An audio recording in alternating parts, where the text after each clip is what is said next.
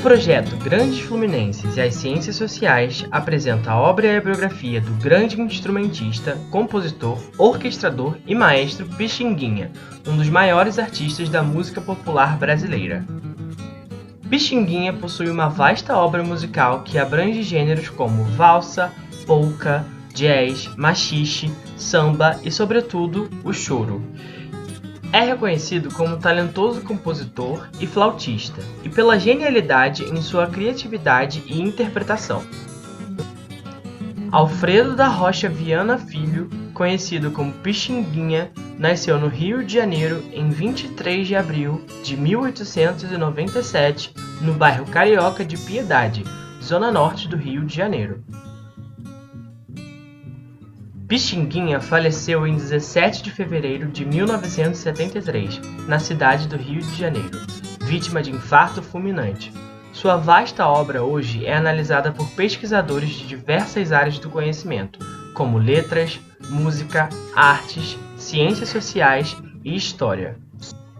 Para nos ajudar na análise e na compreensão da obra de Pixinguinha sob os olhares das ciências sociais, entrevistamos Virgínia Bessa, doutora em História Social pela Universidade de São Paulo, e João Carlos de Souza Peçanha, mestre em Música pela Universidade de Brasília.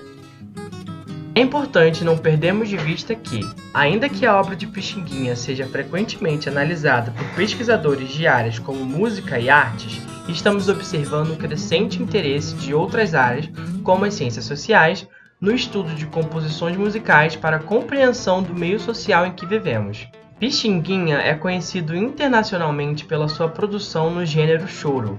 É possível dizer que foi a partir do artista que aconteceu a cristalização da linguagem do choro. O choro surge primeiro como uma forma de executar canções, né, temas de outros gêneros, né, inclusive europeus, essas danças de salão e tudo mais.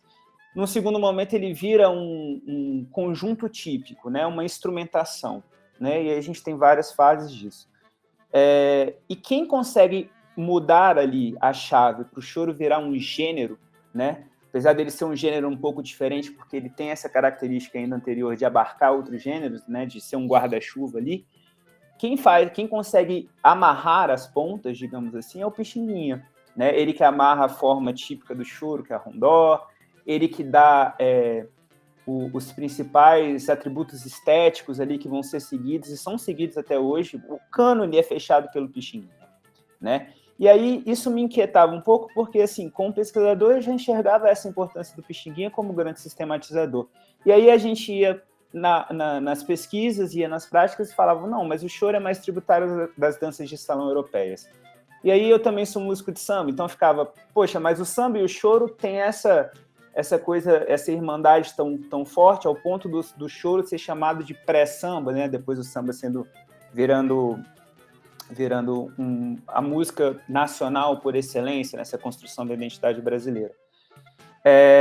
E aí eu ficava, poxa, mas como é que pode ter um homem negro retinto, habitante da pequena África, que morava numa habitação coletiva do seu pai, que vivia ali imerso no candomblé, nas espiritualidades afrodiaspóricas, que tinha essa vivência musical das casas das tias baianas, que tinha essa vivência, essa socialização afrodiaspórica do Rio de Janeiro daquela época. Então ele é marcado por tudo isso, né? Ele nunca, pelo contrário, ele sempre enalteceu isso na obra dele.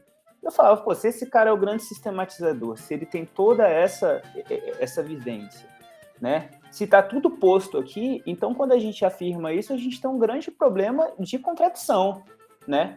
Porque como é que eu posso afirmar que ele é tudo isso, que ele afirma tudo isso, mas na hora de dizer assim, bom, o choro, que ele é o grande nome, que ele é o nome principal, o sistematizador, como é que a gente vai, na hora de afirmar, a gente, não, mas o choro ele é mais tributário das danças de salão europeias, né? O choro é uma música considerada uma música de padrão muito alto, de difícil execução, numa perspectiva um pouco submissa, é falado que é o jazz brasileiro, eu discordo bastante disso, né? Mas se coloca nesse lugar. E aí o Pixinguinha entra nesse lugar mais sofisticado. Poxa, ele é aquele cara que veio de baixo, mas, poxa, ele escreve arranjos maravilhosos e tudo mais, e pouco se fala do que ele viveu nesse percurso. E o choro se cristaliza nesse lugar com uma percussão um pouquinho menor, né, com um privilégio muito grande do solista, né, o instrumento que seja. No caso do Pixinguinha começa com a flauta, depois vem muito sax, mas você tinha ali também bandolins, você tinha o cavaquinho, você tinha outros instrumentos solistas, né, e aí acaba que o choro fica essa música essencialmente instrumental, e o samba vai ficar uma música essencialmente cantada, né, e por conta das construções ali, ele mantém esse padrão de uma rítmica, de uma percussividade mais evidente, mais à frente na música. Na orquestra do Teatro Municipal, com 11 anos, né?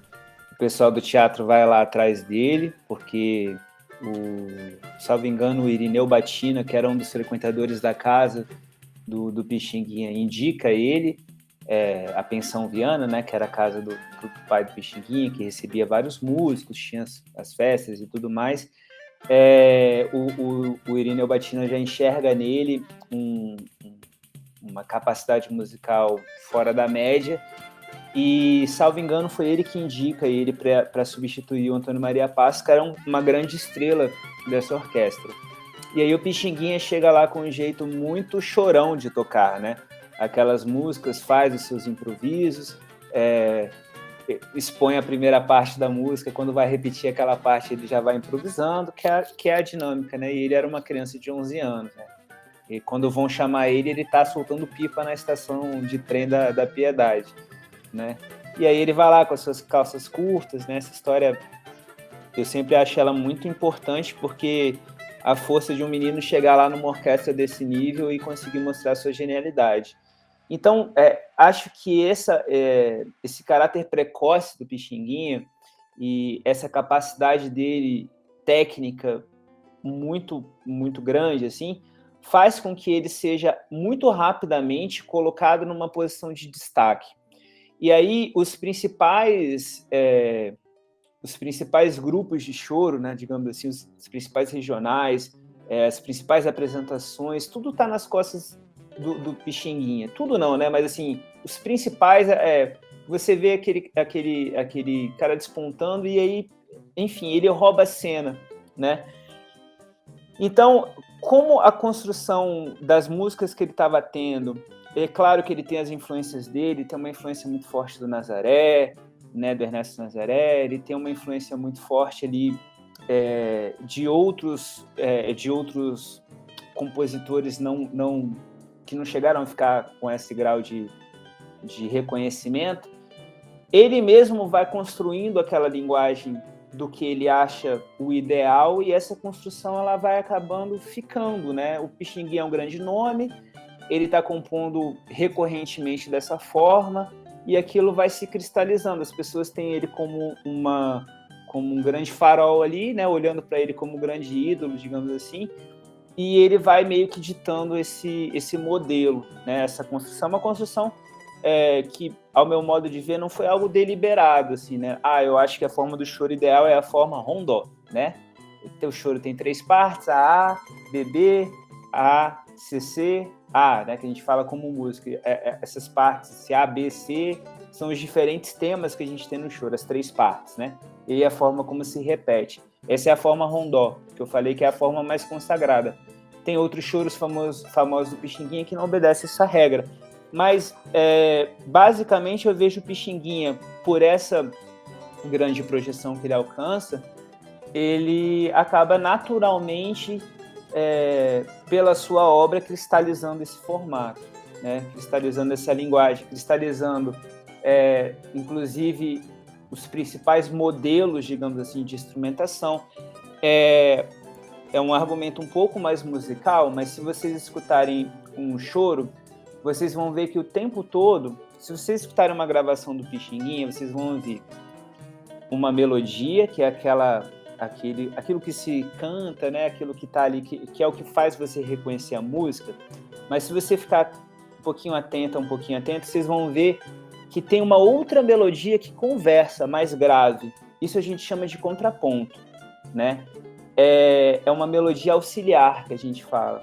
Esse modelo de conversa entre a melodia principal e o contraponto também é cristalizado pelo Pixinguinha. De que forma? Da forma dele tocar, primeiro da forma do China, né, que é o irmão dele, toca o violão e tudo mais, depois a forma como ele fecha isso, a forma quando ele pega o sax, ele começa a tocar aqueles contrapontos no sax, junto com o Benedito Lacerda, junto com outros solistas, né? Então ele vai cristalizando ao longo do tempo e na trajetória dele, ele vai cristalizando essas formas de uma forma, esses modelos, esses cânones do choro, de uma forma muito natural, assim, né? De uma forma executando a obra dele mesmo. Ainda que tenha desenvolvido outras atividades profissionais fora da música, Pixinguinha desenvolveu uma escuta aberta como estratégia de sobrevivência no meio musical. Na história do Rio de Janeiro, do Brasil, das grandes cidades brasileiras, mas do Rio de Janeiro em especial, é um momento então que a indústria do entretenimento ganha um espaço muito grande. As cidades estão crescendo e tem uma demanda muito grande por divertimento. E esses músicos, né, músicos pretos depois dos morros, mas ali da Cidade Nova, da Praça 11, que já se organizavam e praticavam essa música entre si, percebem que existe um nicho onde eles podem tocar, né? Então eles passam a tocar em casa de chopp. O próprio Pixinguinha começou a tocar com 13 anos, 11, 12, 13 anos, em casas de chopp na Lapa, né? Então eles começam a ganhar esse terreno, né?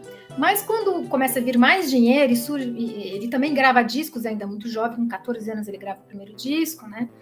Mas aí quando o teatro, né? Quando eles conhecem porque a Companhia Negra de Teatro de Revistas, ela se inspira na Revue Negre, né? Que era uma companhia negra, que era da Josephine Baker, né? Que se apresenta no Brasil, né? E que provavelmente inspirou esses músicos, esses artistas pretos, né, a montarem a companhia. E então eles vão percebendo esse nicho, né, de trabalho, que é fundamental para eles. Por quê?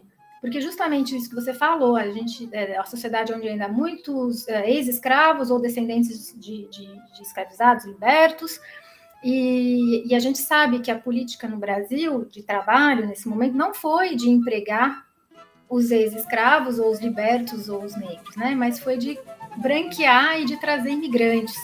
Né? Então, a indústria, né, e boa parte dos novos trabalhos que surgiram no Brasil, e mesmo no campo, porque muitos imigrantes foram trabalhar no campo, não foram postos de trabalho preenchidos por esses negros, mas eles logo perceberam isso no mercado de entretenimento. Então, quando eu digo que é uma estratégia de sobrevivência, é porque era o espaço que eles encontraram para poder ganhar vida. Eu estou falando do Pixinguinha, né? Mas isso aconteceu praticamente todos os músicos negros, né? Que, claro, tinham outros trabalhos, mas eram sempre pequenos trabalhos, faziam pequenos expedientes e viviam também como músicos, mas trabalhavam, e trabalhavam duro, né? Só que se construiu essa ideia da malandragem, né? Que eles eram malandros, que eles não trabalhavam, mas como não trabalhavam, né? O Madame Satã tem essa frase, né? Ele fala assim, bom, onde eu trabalhava tinha o porteiro que era negro, tinha o garçom que estava servindo que era negro, tinha todo mundo que trabalhava no cabaré que era negro. Quem não trabalhava ali? Que negro não trabalhava ali? Então, trabalhava, né? E aí, o que é essa escuta aberta, né? Ele percebeu logo as demandas desse público. Então, ele escutava a música de jazz, ele escutou a música que vinha do teatro de revista, ele escutava as músicas cubanas, a rumba, né, norte-americanas, europeias, e ele ia incorporando tudo isso, né? E tem uma frase que ele diz na entrevista que ele dá ao MISS, ao Museu da Imagem do Som, em 1968, quando perguntam para ele, quando você foi para a França, depois vocês voltaram tocando foxtrot e ragtime. Ele falou, olha, a gente fazia um bocadinho de cada coisa, né? Então, essa ideia de um bocadinho de cada coisa é justamente isso. Eles iam pegando, justamente porque, para sobreviver nesse nicho de entretenimento, eles iam atendendo essas demandas das classes médias, né? Também um pouco a demanda das elites, e encontraram ali um espaço de inserção social. né? E um espaço onde eles não só sobreviviam economicamente, porque eles ganhavam, né, trabalhando como músicos, mas é um espaço no qual eles puderam participar da construção, né, do que era o nacional. Eles ajudaram essas elites a determinar o que é o brasileiro, o que é o nacional. Eles ajudaram a construir esse discurso também, né? Então, eles tiveram uma participação importante, não foram meros objetos, né, que foram estudados pelos intelectuais. Estamos aqui de cima, olhando a música deles, estudando como alguma coisa representativa. Não, eles também, né, eles foram parte ativa nesse processo. A obra de Pixinguinha é marcada pela influência da cultura afro-brasileira.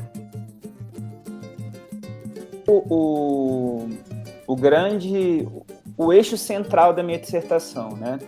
Porque uma das principais perguntas que eu tinha ali, e era um incômodo, inclusive como músico e como pesquisador, ouvindo outros músicos comentarem, isso ser um senso comum, era, nossa, mas o choro é uma música tributária das danças de salão europeias, né? Então, Scottish, valsa, enfim.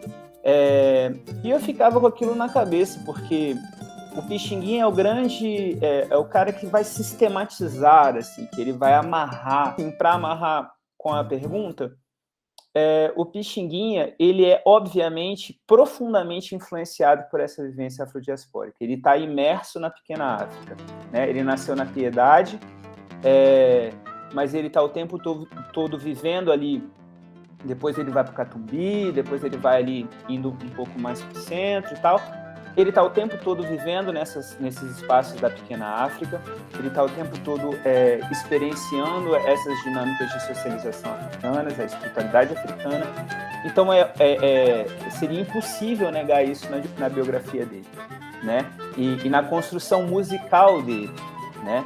Então, a construção musical do Pixinguinha é um outro argumento que eu pego lá na dissertação. Ela tem muito a ver com a própria forma de se construir, por exemplo, as músicas sagradas do candomblé, da Umbanda, essa coisa da repetição, dele girar em torno de um tema. Isso é um argumento um pouco mais musical, mas que se a gente trouxer ele para a dinâmica de como a gente fala, de como a gente conta uma história, e essa repetição tão típica das culturas que não são exclusivamente, mas são culturas orais, né? E essa oralidade tem poder, tem força. O Pixinguinha traz isso na obra dele muito marcado, né? Então, é impossível negar essa profunda vivência. O Pixinguinha é um símbolo, né, de um músico negro no Rio de Janeiro, no momento de construção da identidade nacional, e eu acho que ele vive tudo isso, né? Eu acho que ele representa isso de uma forma muito, muito potente, né? A trajetória do Pixinguinha é marcada por participação em grupos de entretenimento organizados só por pretos. Do Donga, do João da Baiana, né? Ele se dizia mais do choro do que do samba, né? Mas ele estava muito próximo desses sambistas que tinham, de fato, ligações com vários grupos sociais, né? O Pixinguinha, propriamente, ele vinha de uma família que estava na classe média baixa, né? O pai dele era funcionário de Correios e Telégrafos. Muito importante, né? Existem dois grupos principais dos quais ele participou. O primeiro o grupo Os Oito Batutas, né? Que foi um grupo que tocou no Cinema Palé, ali na Avenida Rio Branco, né? Que era uma sala muito chique e que, segundo o depoimento do Pixinguinha, até então nenhum outro músico negro tinha tocado naquela sala. Na verdade, ele dá um exemplo. Ele fala que antes deles, né, haviam dois irmãos que tinham conseguido tocar na sala de espera, né, porque existiam duas orquestras que tocavam nos cinemas. Tinha uma orquestra que tocava dentro da sala, que acompanhava os filmes, e tinha uma orquestra que ficava na sala de espera, que era a orquestra que era vista pelas pessoas, né? E, em geral, quando os músicos negros eram aceitos, eles eram aceitos, né, escondidos, só para acompanhar o filme. Então, músicos negros que ficavam num cinema chique, na Avenida Rio Branco, isso era muito raro. Então, os Batutas fizeram isso, né? Houve uma certa celeuma na imprensa da época, né? Como assim músicos negros tocando na avenida, né? Enfim, Rio de Janeiro, sociedade brasileira extremamente racista, né? Uhum. Então, nesse primeiro momento, não havia exatamente uma postura assim, não, somos só músicos negros que vamos tocar lá. Aconteceu disso ocorrer, né? Houve essa reação, mas o segundo grupo do qual ele participa, que é a Companhia Negra de Revistas, aí sim, né, é deliberadamente um grupo formado só por artistas pretos, né? Só por artistas pretos. E me parece também que o que influenciou bastante, né, o que ajudou também um pouco nessa percepção, foi a ida dos Batutas para Paris. Pelo menos o Pixinguinha destaca muito isso. Em 1922, o grupo Os Oito Batutas foram para Paris, financiados pelo Arnaldo Guingli, então mais uma pessoa, né, das elites que estava lá ligada com os grupos, né, com os músicos populares. E lá eles viram, né, Paris, os anos loucos de Paris, os anos 20, eles viram muitos músicos de jazz, muitos músicos estadunidenses, negros, tocando. O Pixinguinha diz que viu Louis Armstrong tocando lá pela primeira vez, assim, depois eles tiveram outros contatos, mas a primeira vez que ele viu foi lá, e foi lá também que ele se apaixonou pelo saxofone. Olha. E eles, depois que voltaram da França, eles passaram a se apresentar como jazz band, né? E o Pixinguinha tocando saxofone, e existem várias fotografias já de 1923, um ano depois, em que eles posam, né, naquela pose típica, né, de músico de jazz. Então eles percebem, né, o apelo que isso tinha, né, e utilizam então, né, a sua cor, o fato de serem pretos, de serem negros, para ganhar o público e se construir também como uma jazz band. Até então eles se apresentavam como uma orquestra típica. Então tem essa passagem, né? E aí a Companhia Negra de Revistas, aí sim eles têm um discurso, né? Eles têm uma consciência clara do que eles querem trazer como contribuição dos pretos, dos negros para a sociedade brasileira, e o Pixinguinha participou ativamente disso. Ele era profundo conhecedor das tradições afro-brasileiras, né? Ele era ogã, então tocava nos terreiros, tocava atabaque. Inclusive, ele foi informante do Mário de Andrade, né? O Mário de Andrade, no Macunaíma, quando tem a cena no terreiro, e ele faz menção a um filho de Ogum bexiguento, ele está falando justamente do Pixinguinha, né? Então, de novo, né, o vínculo dele com os intelectuais, mas me parece que isso, eu vejo a existência desses grupos como uma consciência mesmo, uma vontade de explorar essa identidade negra, né, que os músicos já tinham e já valorizavam a consciência da negritude. Não era exatamente um ativismo político, né, que vai se desenvolver em outras, né, tem a Frente Negra Brasileira, né, depois vai ter o Teatro Experimental do Negro, que é diferente da Companhia Negra de Revistas, né, então não é o mesmo tipo de ativismo, né, mas com certeza eles tinham uma consciência e com certeza eles queriam trazer uma contribuição, né, e tinham voz, né, eles estavam ali participando dessa construção do que era a sociedade brasileira e qual era a importância do negro, dos pretos na sociedade brasileira. Na obra de Pixinguinha, podemos observar sua representação da sociedade e da identidade nacional.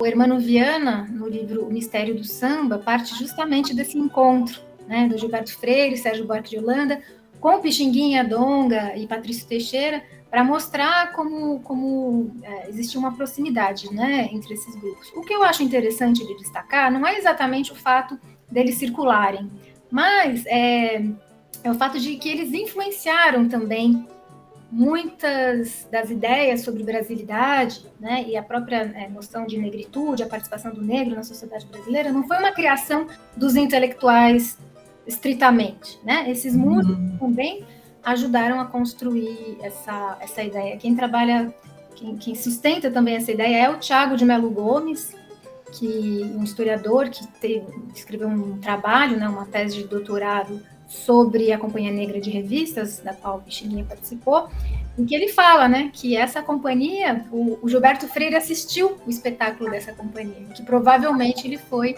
influenciado por essas ideias, né, da importância dos negros na formação da sociedade brasileira, né, e da própria visão sobre a negritude que esses músicos e artistas carregavam nesse momento. Acho que ele sempre ajudou a construir, teve sim em mira, né, a ideia de brasilidade, que isso era uma ideia forte, né, e eu acho que essa ideia de brasilidade foi se transformando ao longo da obra do Pixinguinha, né? Então, num primeiro momento, me parece que a brasilidade era entendida como a soma das manifestações regionais. Então, quando ele se apresenta como orquestra típica, né, os 8 batutas são uma orquestra típica, eles apresentavam Embolada do Norte, eles apresentavam samba, eles apresentavam samba mineiro. Não sei se eles chegavam a incorporar coisas do sul do Brasil, mas tinha essa ideia, né, que era a ideia da brasilidade na época, né, de que o Brasil era essa soma das diversas manifestações. Um pouco mais tarde, quando ele se torna arranjador, e um arranjador muito famoso, né, que ele vai trabalhar, ele se torna um arranjador exclusivo da Victor, o samba é que começa a ganhar espaço, né? Depois, esse mesmo samba que vai se tornar símbolo da identidade nacional, o Pixinguinha, então, ele passa a orquestrar, ele é responsável pelos arranjos de muitos sambas gravados, que fizeram muito sucesso, né? Então, ele ajuda também a formatar, né, auditivamente o que era essa brasilidade do samba. Finalmente, uma terceira etapa da trajetória dele, quando ele vai para o rádio, né, e quando ele participa do programa Pessoal da Velha Guarda, já nos anos 40, que é um programa que foi organizado pelo Almirante, e que, segundo o próprio Almirante, né, era um programa que trazia as músicas do tempo dos nossos avós, né, as velhas tradições musicais. Aí a brasilidade representada pelo Pixinguinha era justamente um passado, né? Era essa música do passado, essa música antiga, né? E o que é uma coisa que me parece triste, que eu percebi isso, né, no meu trabalho, é que, se por um lado, do ponto de vista musical, isso é riquíssimo, porque ele faz os arranjos que ele produz para o pessoal da velha guarda, que são bem diferentes dos arranjos que ele faz para a indústria fonográfica, é muito rico do ponto de vista do contraponto, né? Tem os timbres que ele utiliza, a orquestra, a maneira como ele equilibra os instrumentos, etc. Se por um lado tem essa riqueza, né? Por outro lado ele passa a ser museificado, né? Ele é congelado. Então a brasilidade que ele representa é uma brasilidade que não tem mais lugar, né? Se lá nos anos 20 esses negros, né? Esses pretos, esses músicos de diversos grupos sociais estavam ativamente participando da modernidade, né? Estavam lá escutando tudo, incorporando isso na sua música e ajudando a construir a ideia de brasilidade, a ideia de modernidade no Brasil. A partir dos anos 40 e nos anos 50, eles são guardados numa caixinha, né? E o que dá continuidade a um processo, né, de discriminação racial, de deixar né, existe um processo de branqueamento, né, dos músicos nas rádios. O João Batista Borges Pereira, que tem um estudo sobre o rádio em São Paulo, né, mas isso pode ser observado também no Rio de Janeiro, mostra como os artistas brancos começam a emergir com mais força, e o próprio Pixinguinha perde espaço, né, dentro desse processo de branqueamento. E aí se torna memória, né? Essa representação da sociedade brasileira que ele traz na sua obra é só isso, música dos nossos avós. Incorporar coisas do sul do Brasil, mas tinha essa ideia, né, que era a ideia da brasilidade na época, né, de que o Brasil era essa soma das diversas manifestações. Um pouco mais tarde, quando ele se torna arranjador, e um arranjador muito famoso, né, que ele vai trabalhar, ele se torna um arranjador exclusivo da Victor, o samba é que começa a ganhar espaço, né? Depois, esse mesmo samba que vai se tornar símbolo da identidade nacional, o Pixinguinha, então, ele passa a orquestrar, ele é responsável pelos arranjos de muitos sambas gravados que fizeram muito sucesso, né? Então, ele ajuda também a formatar, né, auditivamente o que era essa brasilidade do samba.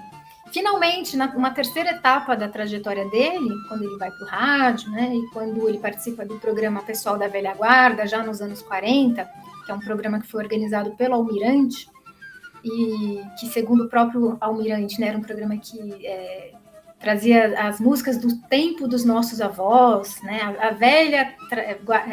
as velhas tradições musicais. Aí a brasilidade representada pelo Pixinguinha era justamente um passado, né? Era essa música do passado, essa música antiga, né?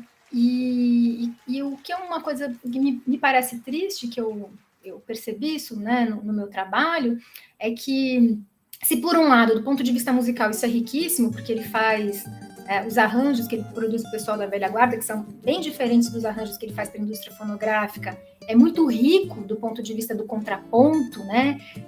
Tem os timbres que ele utiliza, a orquestra, a maneira como ele equilibra os instrumentos, etc. Se por um lado tem essa riqueza, né? Por outro lado ele passa a ser museificado, né? Ele é congelado.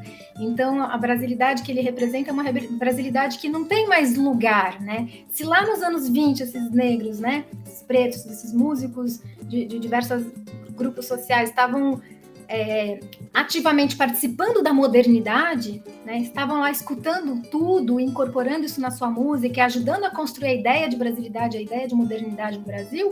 A partir dos anos 40 e nos anos 50, eles são guardados numa caixinha, né?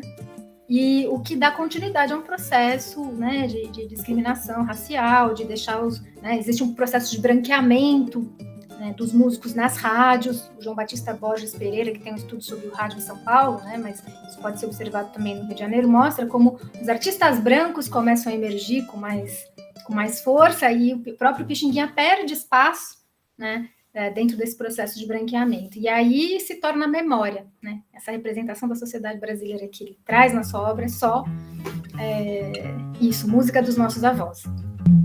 Exatamente esse ponto interessante que você falou é sobre o surgimento dos artistas brancos, né? Como a gente fez Noel mês passado, a gente abordou exatamente esse tema. Quando a gente entrevistou o pesquisador, eu perguntei isso. Para os pesquisadores, Pixinguinha, ao lado de João da Baiana e Donga, faziam parte da trindade da música popular brasileira. O Pixinguinha é o grande mediador, né, dessa trindade, porque em virtude da gente estar lidando ali uma abolição muito recente no Brasil, né, porque até hoje nós temos problemas com relação à inserção, seja no mercado de trabalho, nas posições de poder, seja no sentido de ter a sua obra reconhecida, quanto mais naquela época do começo do século passado, né? Então eu acho que o que eu percebi muito, inclusive o Donga fala isso no depoimento dele com o Liz, outros pesquisadores e outros músicos e artistas da época apontam essa questão para o Pixinguinha, é o fato dele ter essa expertise enorme para a música, né? Todos eram músicos excelentes, mas o Pixinguinha, para mim, é um gênio, né? Um dos grandes gênios assim, da nossa música. E o fato dele ter essa expertise tão evidente faz com que ele consiga transitar em espaços que, enfim, outros músicos, apesar de serem excelentes músicos, não conseguiam. Especificamente, o fato dele ter a habilidade de escrever arranjos, ler partituras com uma desenvoltura, né, tamanha, conseguir escrever dentro da linguagem do que se chama música erudita, música clássica, que a gente sabe que no sentido da cultura, a gente está falando de cultura dominante, né? Então, o fato dele conseguir falar dentro da linguagem da cultura dominante coloca ele numa posição de mediador, no sentido de conseguir levar os valores dessa cultura popular, dessa cultura afrodiaspórica, dessa cultura de resistência cultural, né?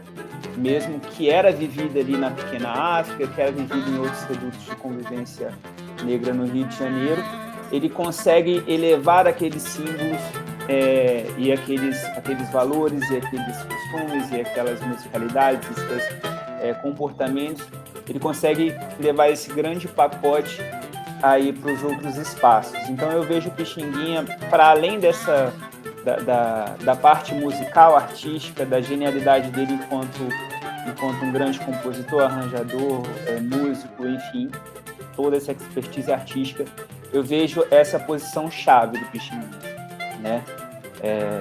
Acho que é por aí. Para conhecer a obra e a biografia de mais artistas, não deixe de se inscrever aqui no nosso canal e deixar o seu like nesse vídeo.